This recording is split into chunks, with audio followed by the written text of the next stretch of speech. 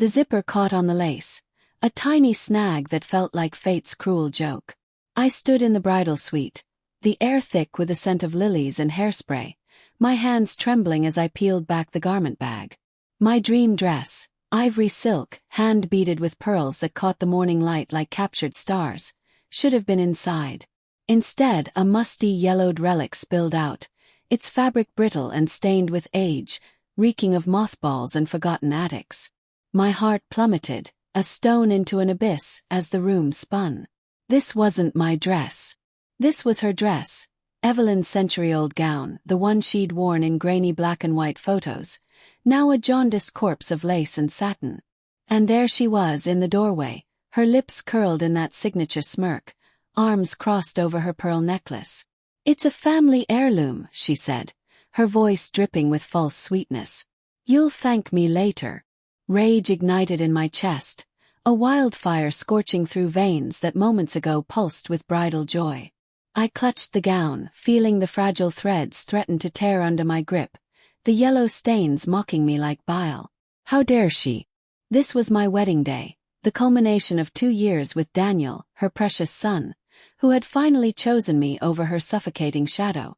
The suite's mirror reflected my horror, makeup half done, hair in soft waves, eyes wide with betrayal. The bridesmaids froze, their chatter dying like a snuffed candle, the room's ambient hum of hairdryers and laughter replaced by a suffocating silence.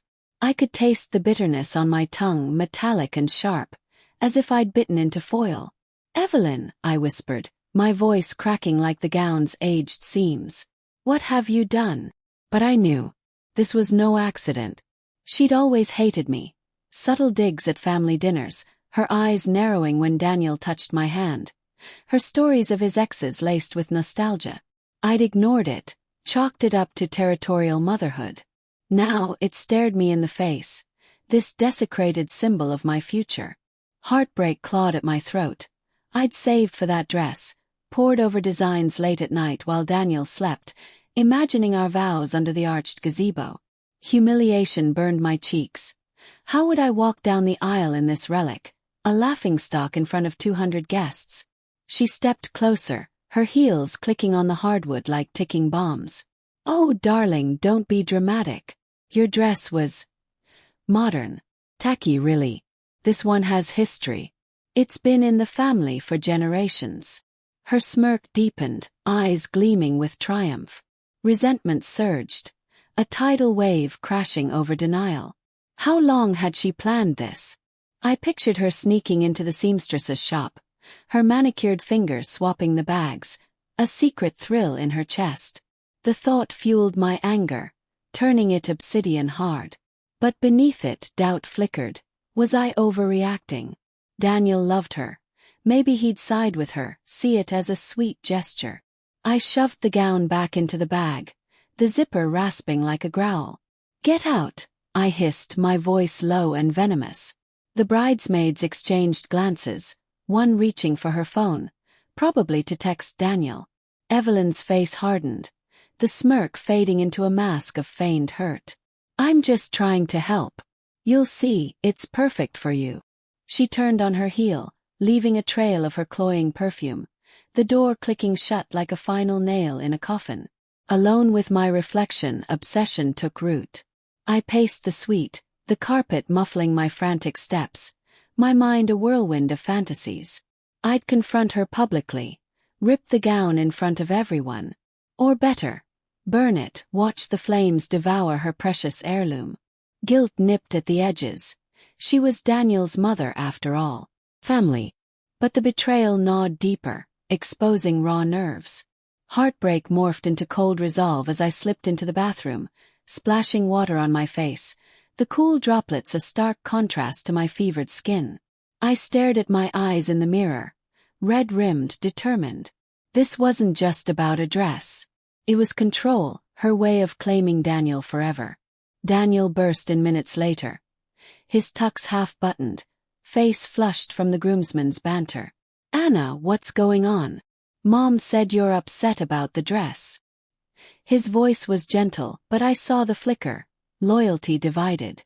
I pulled him aside, away from the hovering bridesmaids, the room's floral arrangements wilting under the tension. She swapped it, Dan. My dress is gone and she put that thing in its place. My words tumbled out, laced with sobs I couldn't suppress. He ran a hand through his hair, exhaling sharply. She means well. It's sentimental. Can't you wear it? For me. His plea hit like a slap. Humiliation deepened, a pit in my stomach. He didn't see it, the manipulation, the smirk that said she owned him. No, I said, voice steadying. I won't. We argued in whispers, the clock ticking toward the ceremony, guests arriving in the garden below, their laughter floating up like distant thunder. He relented, promising to find my real dress, but I knew it was too late. The seed of resentment sprouted, twisting around my heart.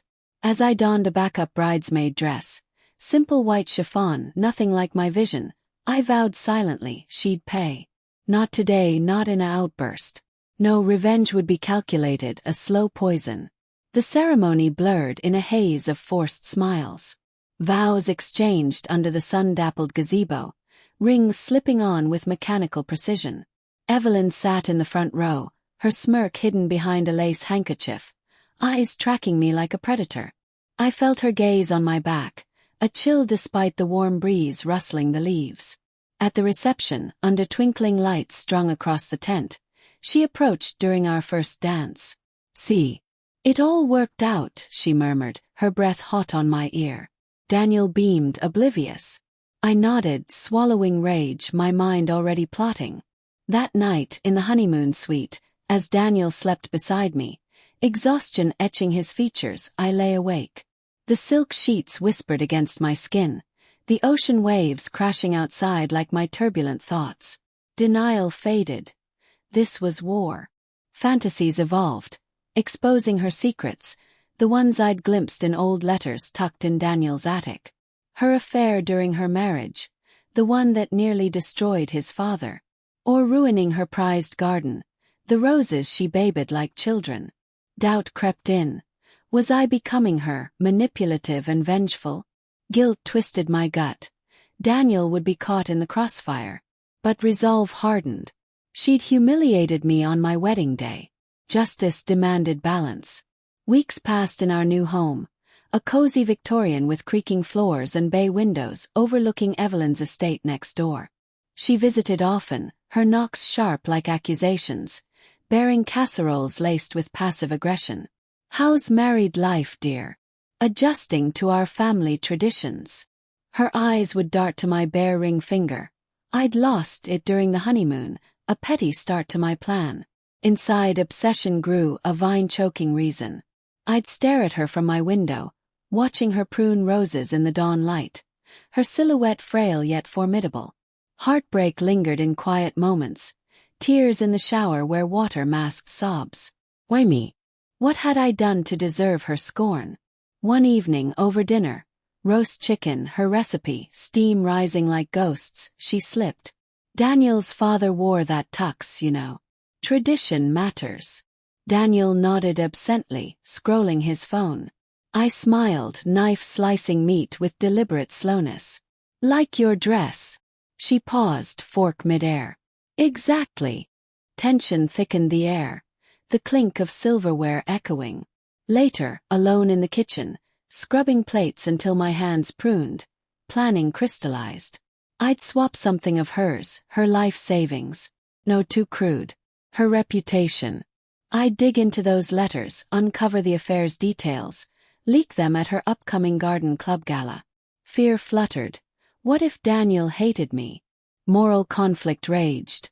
Revenge felt justified, yet tainted. Subtle hints emerged. I accidentally spilled wine on her heirloom quilt during a visit, watching red bloom like blood. Oops, I said, voice flat. Her eyes narrowed, suspicion dawning. Suspense built in stolen glances, unspoken accusations. She countered with barbs. You're not wearing the family necklace I gave you. I shrugged, heart pounding. The game was on, a chess match of wills. As months dragged, resentment festered into obsession. I'd lie awake, tracing patterns on the ceiling, imagining her downfall.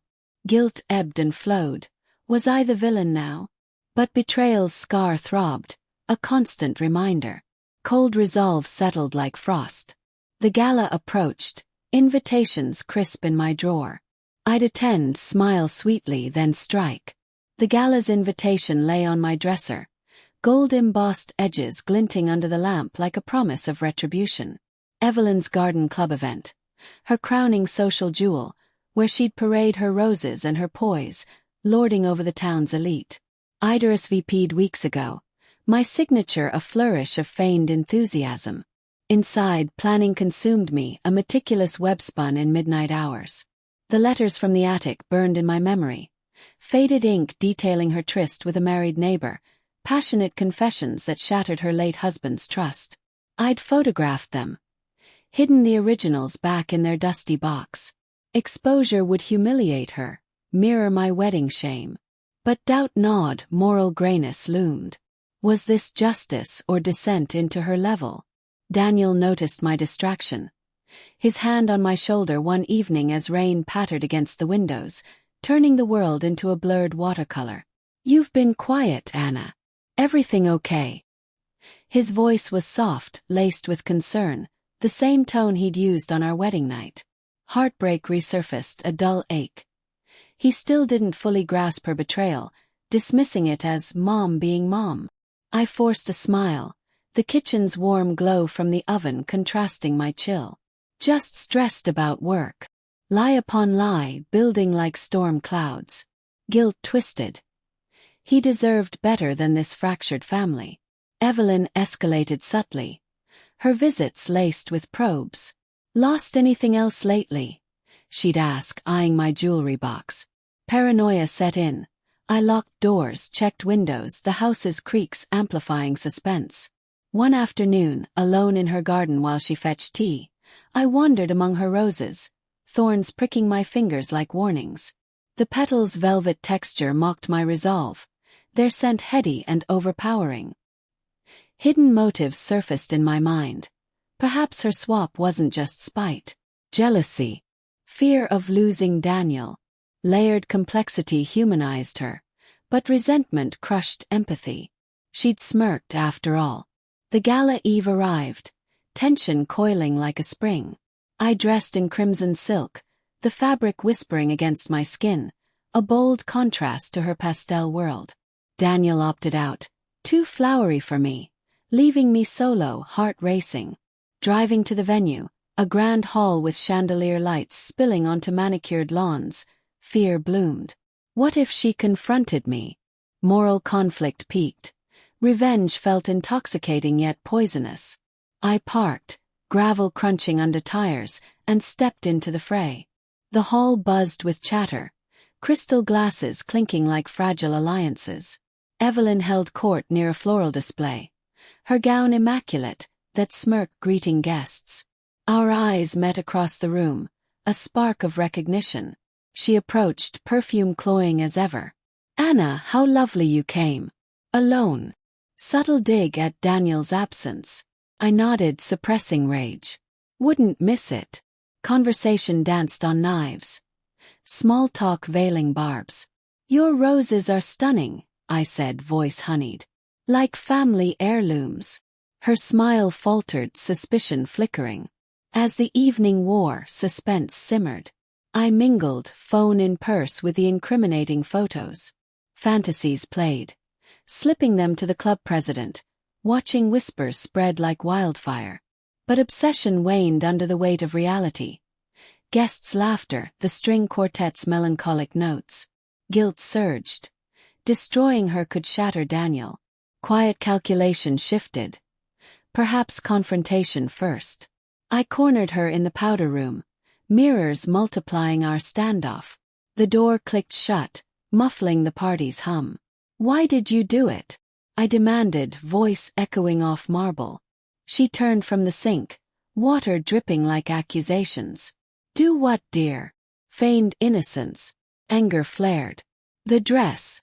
You swapped it to humiliate me." She dried her hands slowly, towel rasping. "You think everything's about you." "It was for Daniel, for tradition." I pulled out my phone, screen glowing with the letter scan.